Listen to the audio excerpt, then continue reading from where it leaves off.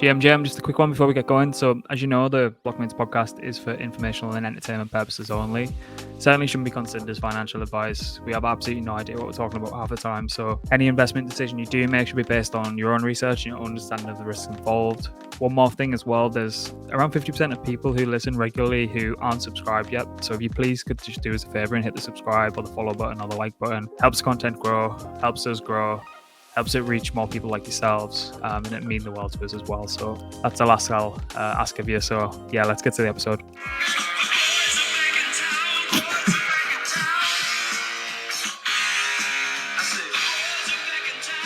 Yes, the boys are most definitely back in town. Promised Dan I'd do that. Welcome back, fellas. I know that was corny. I feel like fucking Greg James or something doing that. You look a bit like Greg James. I don't know if that's insulting. I don't know if that's good or bad. He's not a bad-looking fella, is he? I suppose. I don't know. But no, we're back. Bloody hell. Good morning, Degen. It feels like the last time we did this is a time that I don't remember.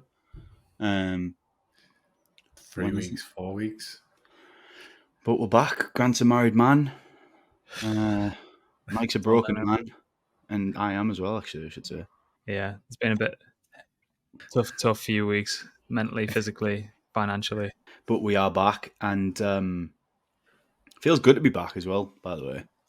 Given the last load of episodes we've done on this, I feel like it's just been like pure negativity. But in very typical Grant fashion, when he goes offline, things move in a big way, whether up or down.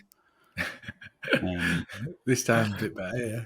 And yeah, this time it's better. So what we'll do is we'll blast through prices and flows at the time of recording, obviously. But instead of doing the daily, weekly, monthly, as we tend to, I guess we do really 24 hourly usually, we'll do it based on the last time we checked in, because obviously it's been a while, and well, it's good news. So Bitcoin is up on the weekly 2.74%. It's up 35,370, but that is a jump from 27,589 in the last episode, circa 28% increase. ETH is also up, obviously, at 1,833. That's a 12% jump from the last time we checked in. Down slightly on the weekly, but no one gives a fuck about that. And total market cap is also obviously up, which the big numbers make me scare, but about a 21% increase as well there. If you check whether I'm accurate there, then turn it off now. Turn this. I don't want to hear it. And Binance inflows as well. So up 98 mil on the daily, 753 mil on the weekly, down on the monthly, 271. And Fear and Greed is, to no surprise, up to 72. And we were at like 48 the last time I read this out. So, yeah. Whew, bloody hell. Where do we start? I mean, as you know, if you've listened to this before, if you haven't, we tend to do winners and losers.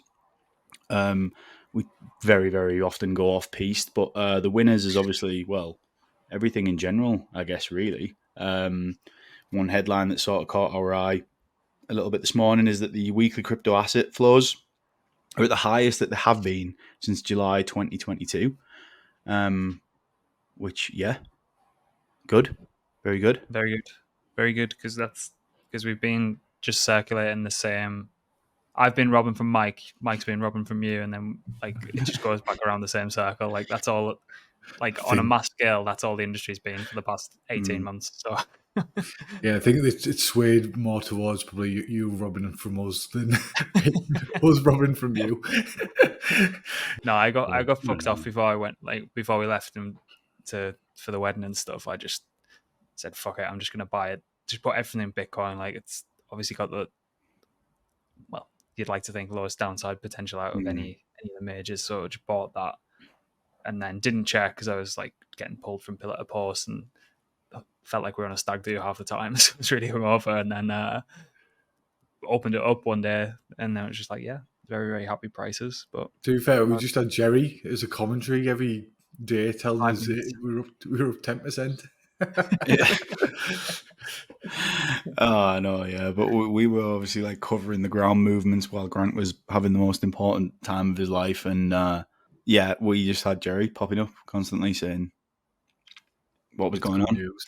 which was nice because usually it's not good news. Well, it hasn't been of late. But yeah, shit, things to talk about. So more winners. The thing. Do we start with that one? Yeah, we will, Grant, and then we'll move on to the pretty obvious play. DMT is up 59%. Grant, that one's for you.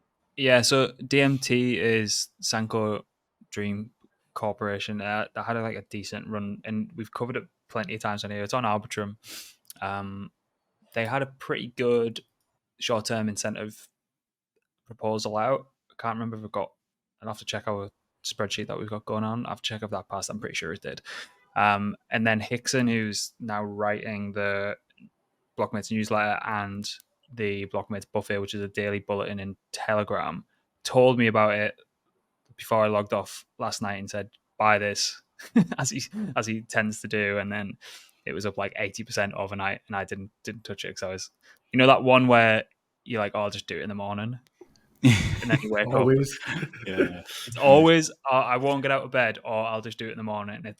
They're the ones that you just do, and don't be lazy. And it's, they've released their streaming platform on Arbitrum. They've got the gaming. They've got a couple of games on there, a couple of like casino type games and some OG type games as well. But it looks like it's setting itself up to be this kind of on-chain streaming platform, which is quite interesting. And then they did host, I don't know if it was a Spaces or they actually hosted a live stream on the platform last night with Arbitrum. It looks like they're getting good backing from them. So yeah, it's nice to see something a bit unique moving. So They've weathered the storm, though. They actually have weathered the storm. Well, they fucked up their launch like twice. Yeah. So yeah, if ever there's a time for those who have weathered the storm to make hay while the sun shines, well done to you all. It feels a little bit unusual this that we're doing this episode with like green to talk about. I'm not complaining, but yeah, Alex, like for anyone listening, Alex joined at the peak, like tippity top of a bull market, and like believes that bull market's just a myth. And it's funny that you say that, because there was one point after the 2017 cycle, 2018, I actually thought like it is a myth. It just doesn't exist. Like people talking about it, it's a load of shit. Never ever going to happen. I'm not saying that we're in that phase or anything, but certainly looks a lot more green and rosy than it has done over the past couple of weeks. But yeah, just get ready to lose your mind if anyone's listening. It's going to be the first cycle. Indicators are it's looking good, but we're too busy for this. Oh, fuck it, man. Content goes all out the window. We're fucking trolling telegrams and we're talking spamming Sleepy Dev and shit like that for spamming Sleepy Dev. Don't, because oh shit, I'm not going to go into that. What was I going to say there? Fuck, I've lost what I was going to say there.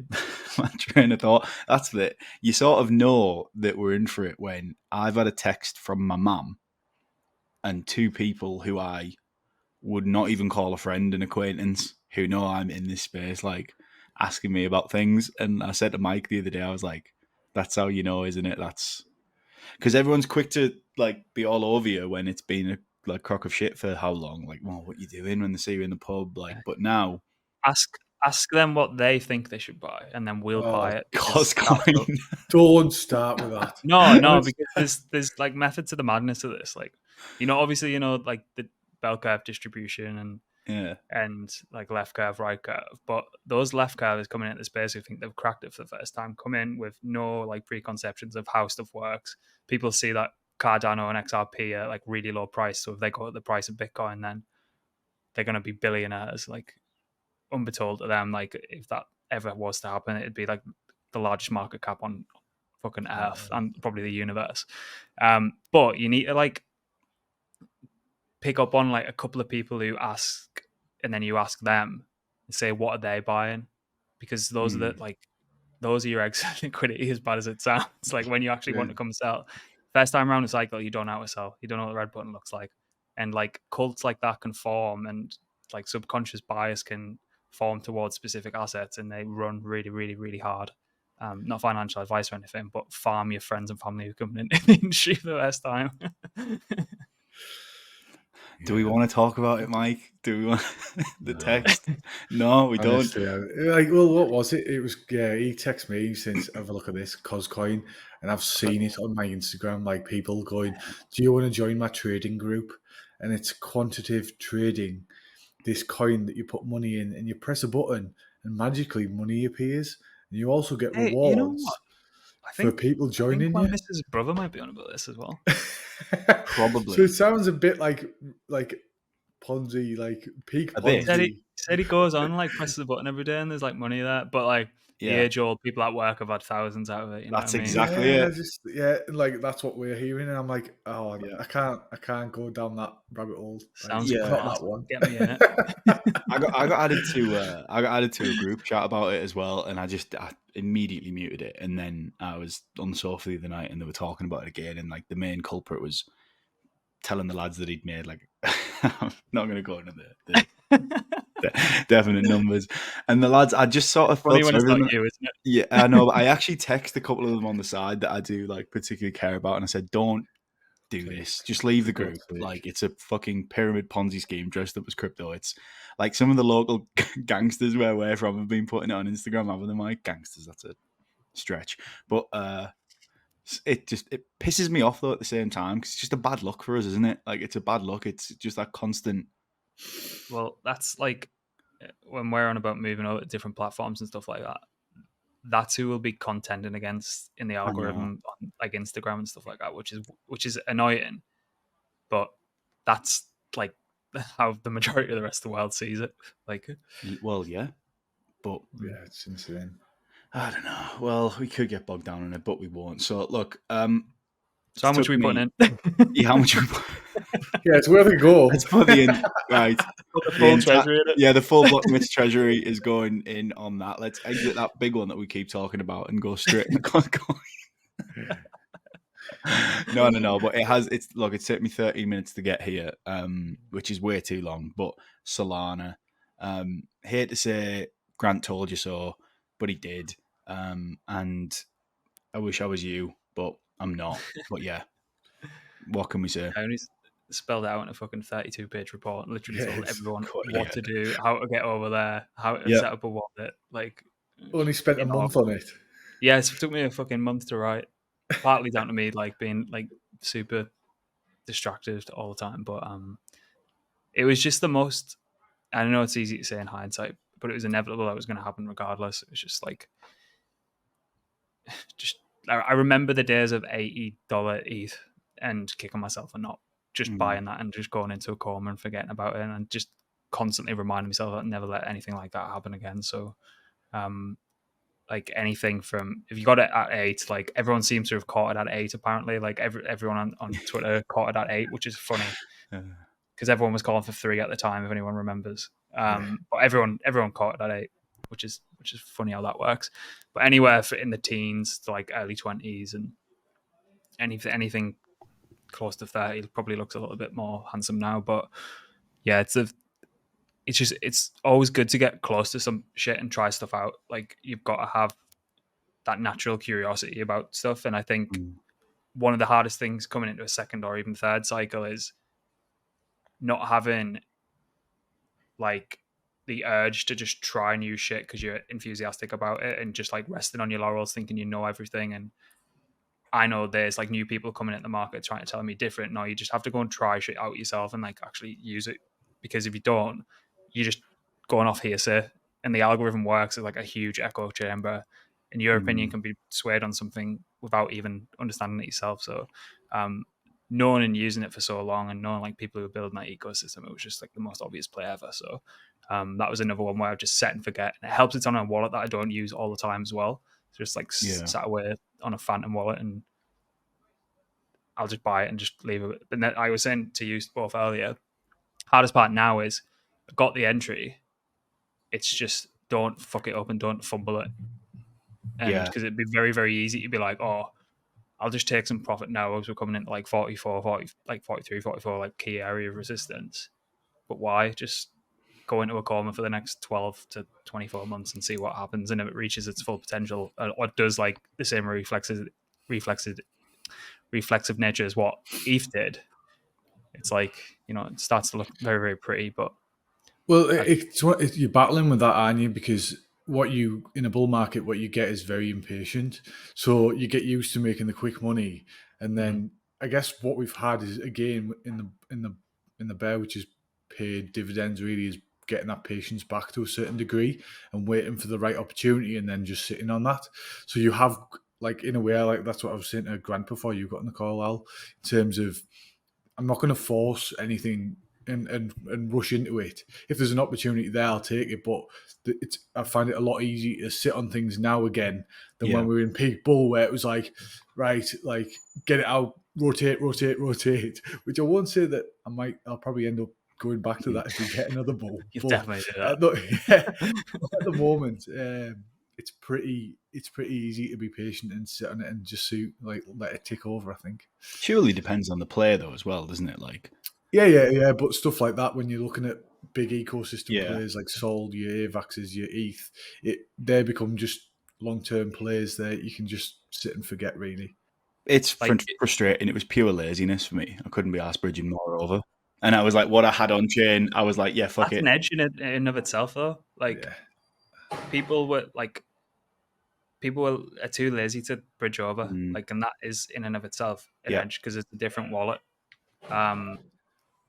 And like the thing what you're saying there, Mike, patience works well, it's a lot easier when your time horizon for a specific play is a lot longer. You can be a little bit more careless with your entries and your exits, for that matter. Like, if it's a short-term, medium-term position, it's like you need to really be like, if you go to the polar extremes, if you got a 5-year thesis on something, like, it doesn't really matter what price you fucking buying at, really, within reason. But if you're like trading like at the opposite extreme on a fucking 1 minute candle, then you're obviously gonna have to be very, very particular with your entry, and that works across the full spectrum. So it's like, if you are kind of rotating in and out, particularly in low liquidity environments, I know we're coming back and getting more liquidity in the markets now, but the past 18 months would be really difficult if you haven't been choosing your entries wisely and choosing your exits wisely as well. And that's the beauty of a bull market. You can be a little bit more lax, even if the time horizon of your entry and exit's a little bit shorter. And that's why everyone thinks they're a fucking brilliant trader in a bull market, because you can enter sloppy and you can exit sloppy and still make money.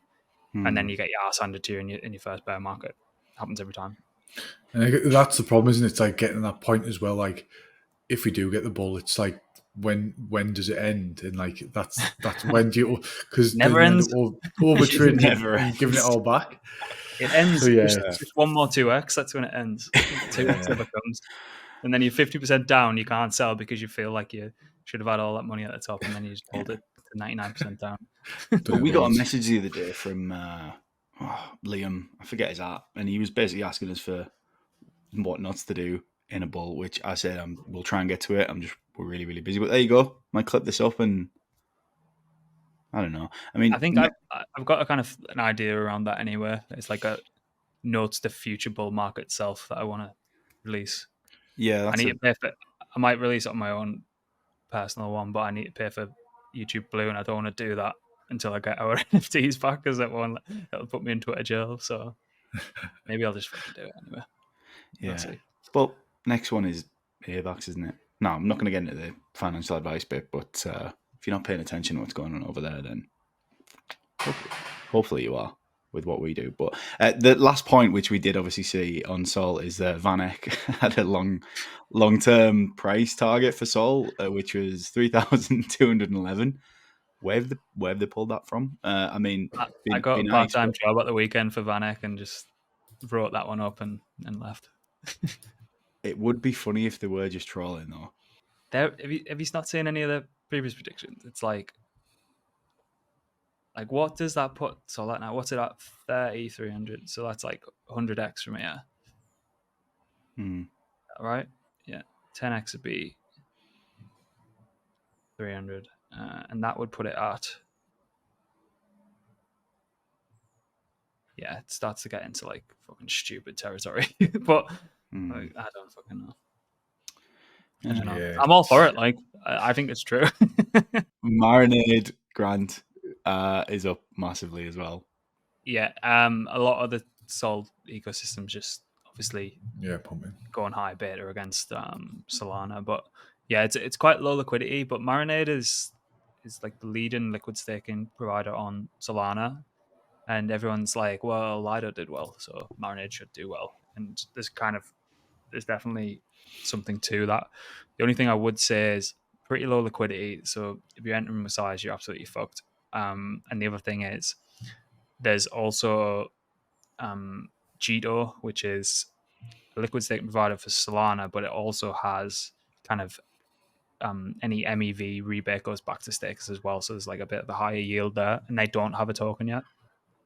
So I can imagine they're going to play the whole we'll tease a airdrop game. They'll get a shitload of TVL as Jito Sol, and then the token launches, and then probably flips Marinade as number one. But it seems like a lot of people wanted to express that they want a Solana liquid staking token are expressing it through Marinade, and it's like fucking annoying because I tweeted about it and said these are the Solana tokens to watch, didn't do anything about it, and then it like literally went 2x overnight. So basically, you just personified what like, you said. Exactly. I know. Yeah. Yeah, really. So. Yeah. It's a skill in itself, but falls victim of the laziness as well. But well, it just proves it's right, isn't it? Yeah. I mean, the whole basket's moving, isn't it? Across Solana. Manlets, which is just Manlets is like.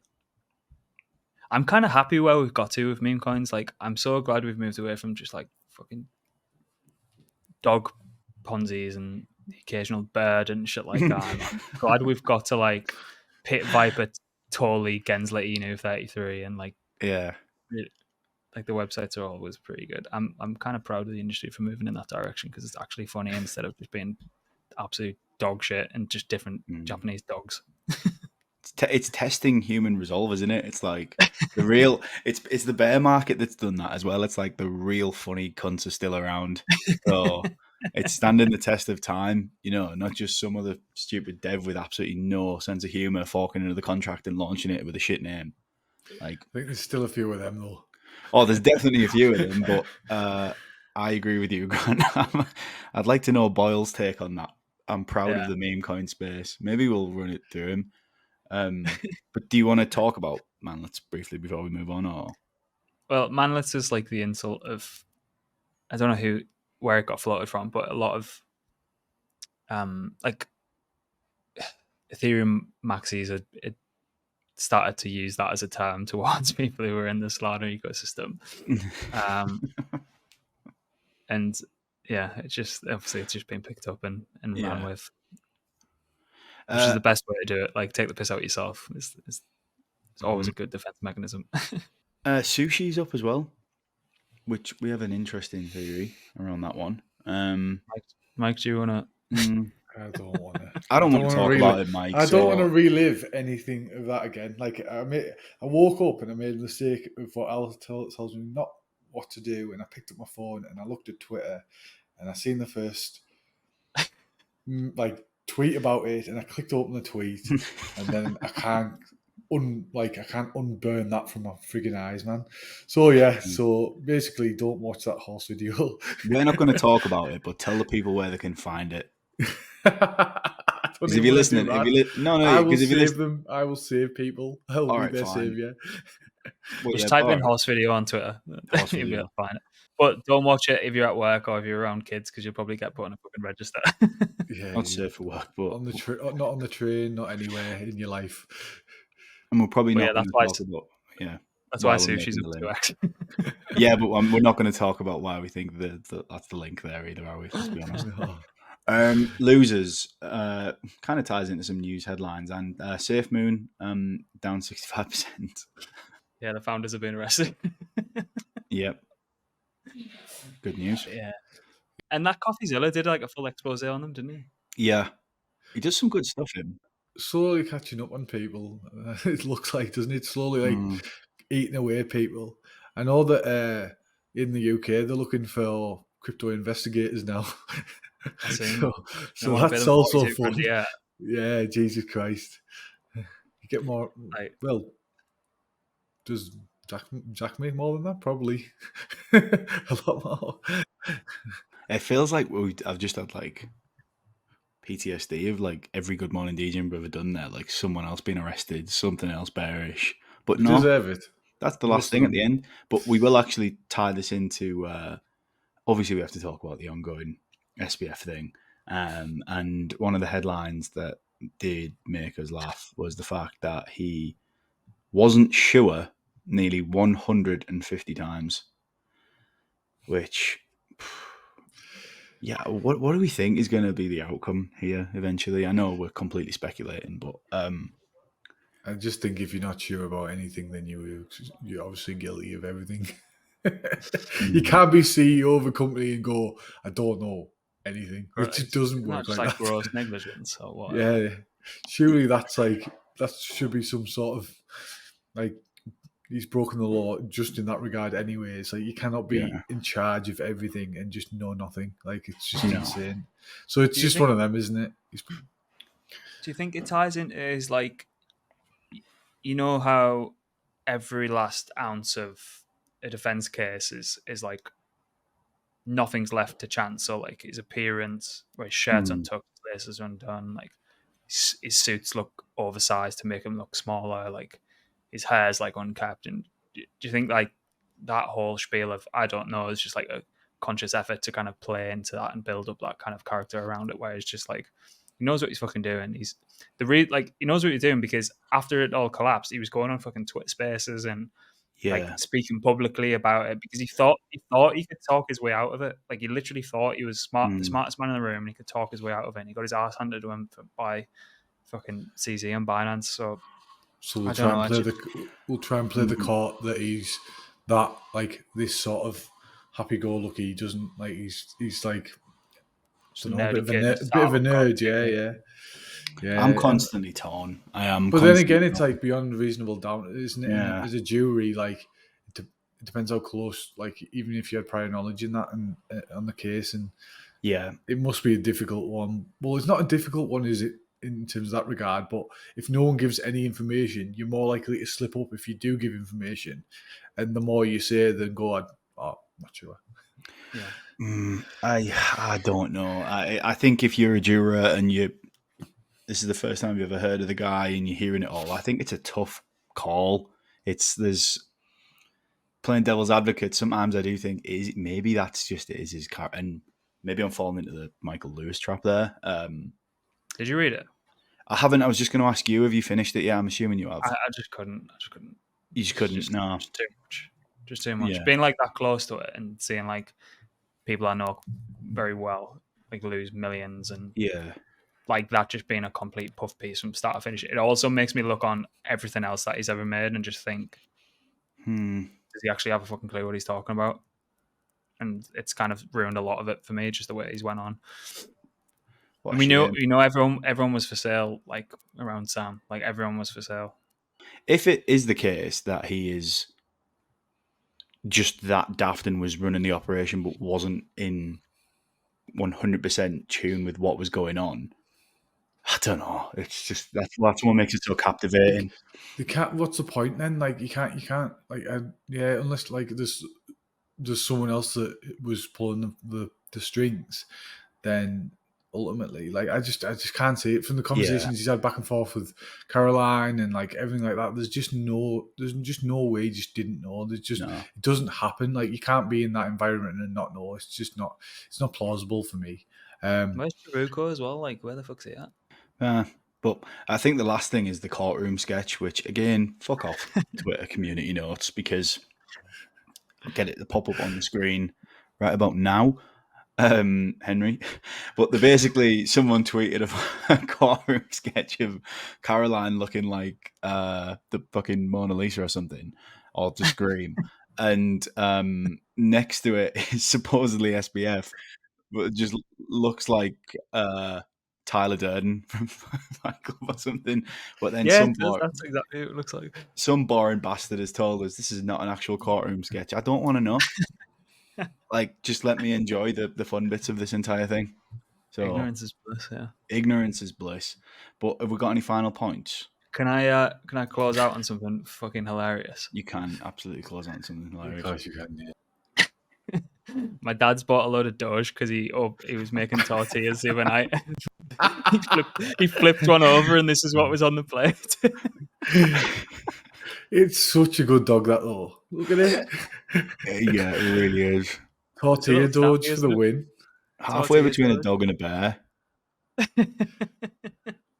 So yeah, But- my old man's bought a load of Doge because his tortilla told him to. He's keep- officially religiously converted, isn't he?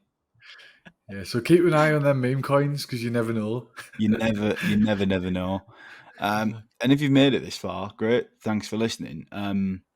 Please go and subscribe to both our channel on YouTube. Rate the podcast 5 stars on Spotify. I know I sound like every podcast that you ever listen to here right now, but also still early. My God, we're almost at half the subscriber count that we've got on the main Blockmates account. Get the real flipping's about to happen. Yeah, On ourselves. yeah. And if you've not subbed already and been listening in, the numbers don't lie, really. They're going up for a reason. It's because the content is excellent, even if we do say so ourselves. So, yeah, go and check it out over there. As always, it'll be linked everywhere. And at that, we will see you next week.